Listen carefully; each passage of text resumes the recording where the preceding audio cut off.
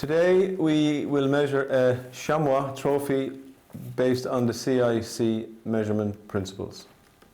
So, heute werden wir eine Gamstrophäe nach den Grundlagen und Prinzipien der CIC vermessen.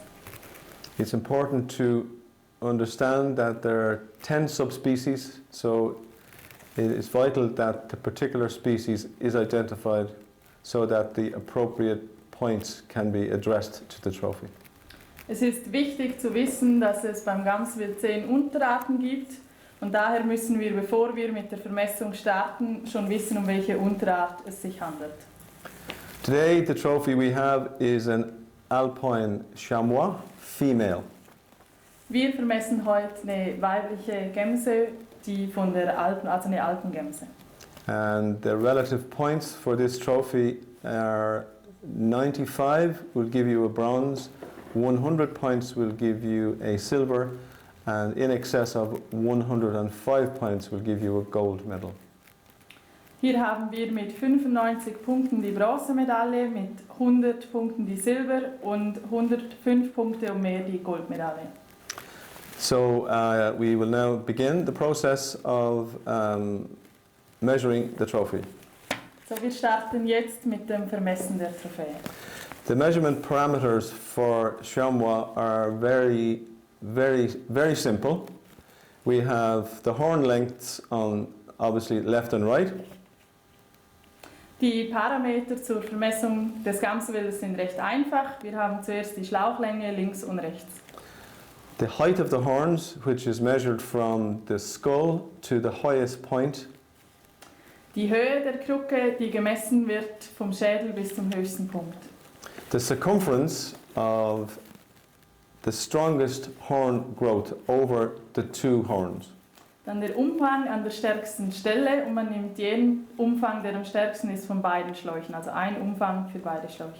The spread of the horns at the maximum height.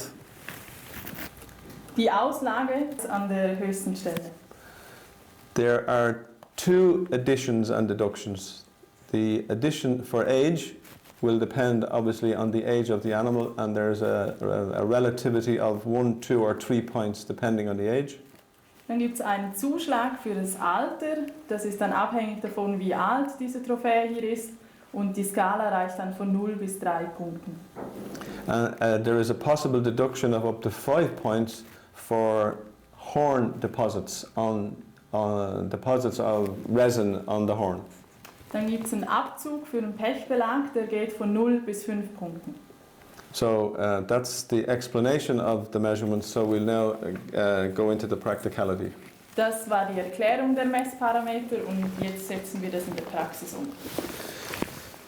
So if we take our trophy and we follow the instructions, we start on the left hand side all the time. So, wenn wir diese Messparameter durchgehen, starten wir immer auf der linken Seite. It's advisable for a trophy such as a chamois that you have a measuring tape which has a small little right angle hook on the end. Für eine Art wie das Gamswild ist es zu empfehlen, dass man ein Messband nimmt, was am Beginn so einen kleinen Haken hat, damit man es einhängen kann. This will give you somewhere to hook the tape measure onto so that you have a fixed point to start. So, damit kann man einhängen unten, damit man einen fixierten Start hat für die Vermessung und das Messband nicht abrutscht.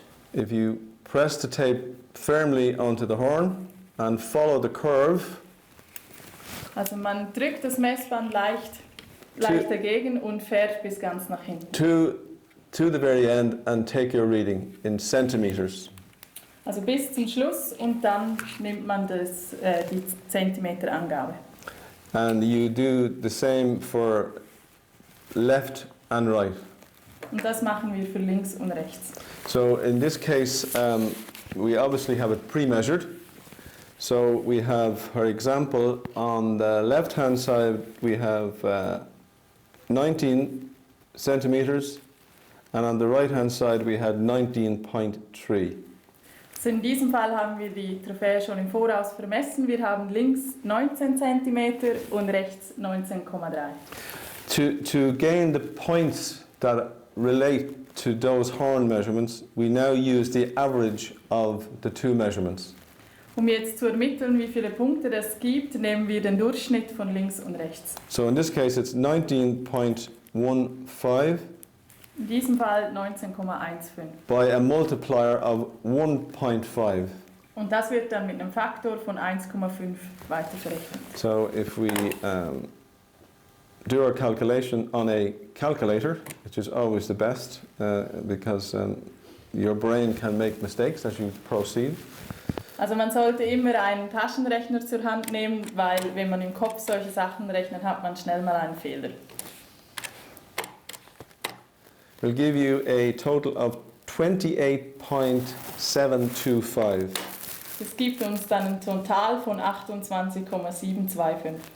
So that is the CIC points allocation for the horn lengths. Damit haben wir die Bepunktung nach CIC für die Schlauchlänge. The next measurement parameter is the height of the horns. Als nächstes messen wir die Höhe der Kruppen. The height of the horns is taken from the center of the skull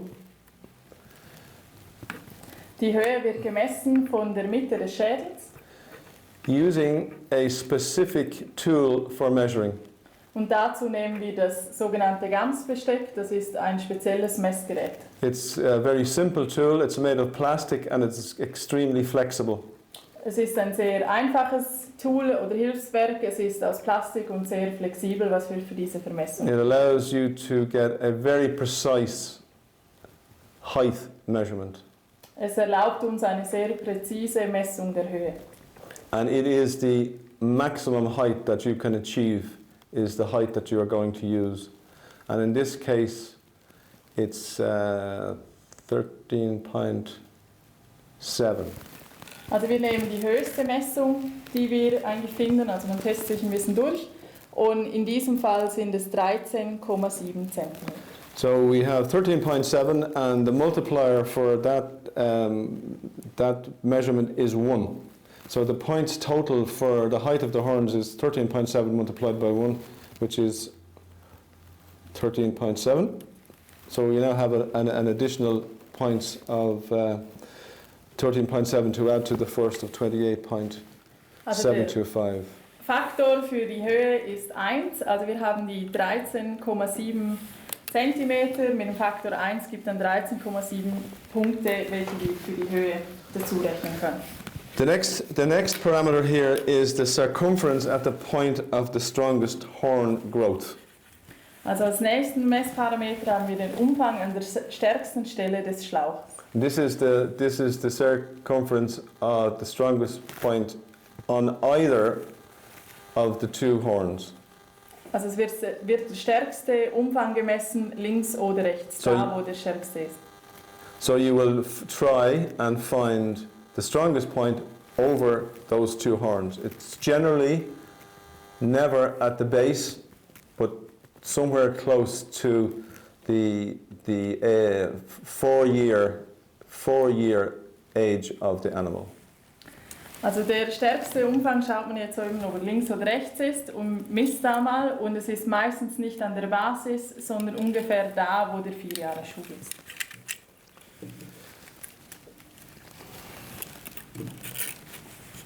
So if we check and recheck on both sides, Also wenn wir das jetzt messen und dann auch nochmals messen und eben schauen auf verschiedenen Höhen auf beiden Seiten. this is a trial and error system to find this particular maximum distance. Das ist ein gutes System, wenn man da mehrfach misst an verschiedenen Orten, um wirklich den maximalen Umfang zu finden. So the maximum distance circumference on this animal is 6.5 centimeters. Also der maximale Umfang, den wir jetzt gefunden haben, ist 6,5 cm. But remember that this is done on a trial basis, moving up and down each horn until you find the maximum distance. Neben nicht vergessen, man muss an beiden Schläuchen rauf und runter messen, um wirklich die dickste Stelle zu finden. And in this case, the multiplier for that particular parameter is 4. Der Faktor für den Umfang ist jetzt 4. So 6.5 multiplied by 4 6,5 multipliziert mit 4 is 26. ist 26.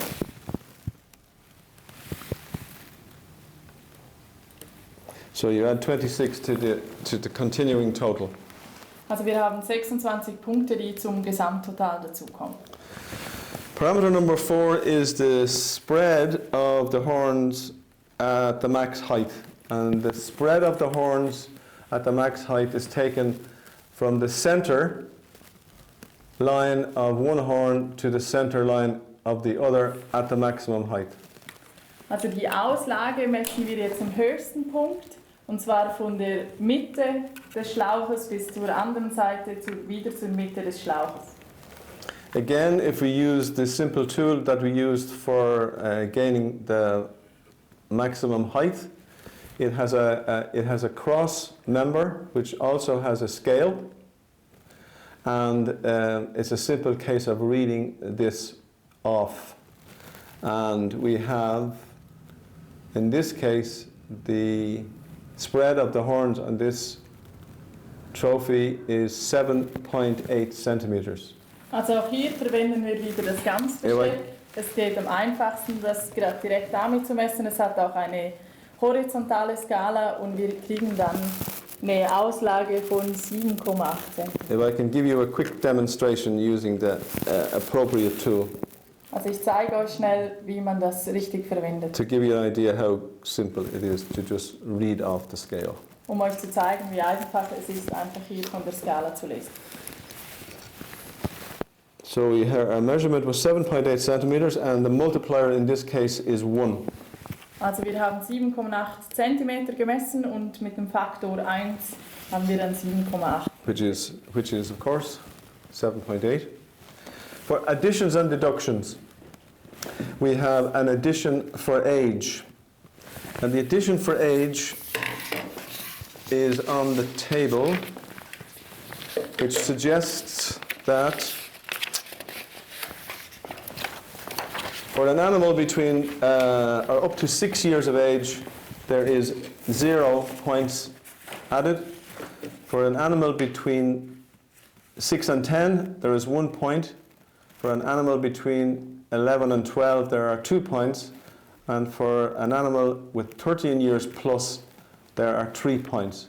So identifying the age of the trophy is really important because you can have a maximum of 3 points added to your total. Also beim Zuschlag ist es so, dass man fürs Alter einen Zuschlag gibt. Es gibt eine Tabelle. Fürs Alter 0 bis 6 Jahre gibt es keine Punkte, 6 bis 10 Jahre 1 Punkt, 11 bis 12 Jahre 2 Punkte und 13 Jahre plus 3 Punkte. Es ist also sehr wichtig, dass man hier eine korrekte Altersbestimmung durchführt, weil eben es können bis zu 3 Zusatzpunkte sein. In this case, and in most cases with chamois, it takes some practice to identify the age of the animal based on the growth rings. So practice in this case to identify the correct age is practice, practice, practice. In this particular case, this is a female chamois and she is 10 years of age. Also beim Gamswild ist es sehr wichtig, dass man das regelmäßig übt und übt und übt, damit man da wirklich eine Sicherheit kriegt, die Altersbestimmung zu machen. Es ist nicht bei jeder Trophäe gleich einfach oder schwierig, das zu machen. In diesem Fall haben wir eine 10-jährige Weiß. So the scale will give us, in this case, for an animal of 10 years of age, the points total is 1. Also die Skala sagt uns jetzt, für eine Trophäe oder ein Tier, was 10 Jahre alt ist, bekommen wir einen Zusatzpunkt. The deduction, which is for horn deposits. A horn deposit is obviously a deposit that comes from where the animal has been rubbing its horns on particular trees that allow a build-up of resin. In this particular case, there is no horn deposit, so there will be no deduction. But if you look at the measuring sheet, it will give you an idea of what a horn deposit would look like. It's basically a growth on the horn, but it's a resin growth. So there is a form of deduction up to 5 points based on a formula that allows you to identify the density of the resin growth. But in this case there is none. Also es gibt eben einen Abzug für den Pechbelag. Der Pechbelag entsteht, wenn sich die Tiere an Bäumen, meistens sind es Latschen, wenn sie da länger reiben, dann gibt es diese Verharzungen, diesen Pechbelag. Und dann gibt es eine Formel dazu, wie man das berechnet. Wenn wir ein Tier haben mit Pechbelag, hier haben wir keinen Pechbelag und darum gibt es hier auch keine Abzüge. Aber es besteht die Möglichkeit, dass man bis zu 5 Punkten Abzug dafür bekommt. The formula for identifying the deduction is very simple, and it is as follows. If you take the circumference at the strongest point, which is over the horn deposit, and multiply by 4, and you take the circumference of the horn that has got no deposit, multiplied by 4, subtract one from the other, subtract by 1, and you will reach a total of points. 1, 2, 3, 4 or 5, and that is the total that you will deduct from the trophy. Also die Formel geht folgendermaßen: Man misst den Umfang an der stärksten Stelle des Schlauches und multipliziert es mit 4. Und davon zieht man den Umfang der stärksten Stelle ohne Pechbelag, auch multipliziert mal 4 ab. Und dieses dann minus 1 gibt dann die Punktebewertung. So we now have the measurement parameters completed. One of the things that you should be aware of is, as I explained at the beginning, the subspecies that you are measuring, and also it's a male or a female, because there is a difference in the points requirement for bronze, silver and gold between a male and a female. Damit haben wir alle Messparameter erfasst und können das nachher zusammenzählen. Es ist eben, wie zu Beginn gesagt, wichtig, dass man weiß, um welche Unterart es sich handelt. Hier eben Alpengams und natürlich auch, ob es sich um Bock oder Geiß handelt, weil das eine andere Punkteskala für die Medaillen ist. So if we total the calculations for this particular trophy, wenn wir jetzt alles zusammenzählen für diese Trophäe, die wir hier vermessen haben, we will come to a tally of 77.225. Dann kommen wir auf ein Total, wenn wir das alles zusammenrechnen, von 77,225. The minimum medal requirement for CIC for a female alpine chamois is 95 points. Also das Minimum für eine Medaille nach CIC für eine weibliche Alpengamse ist 95. So this trophy would be regarded as a representative trophy. Also diese Trophäe ist eine repräsentative Trophäe, die keine Medaille erhält. But it does not reach the medal category. Also es erreicht die Medaillenkategorien nicht.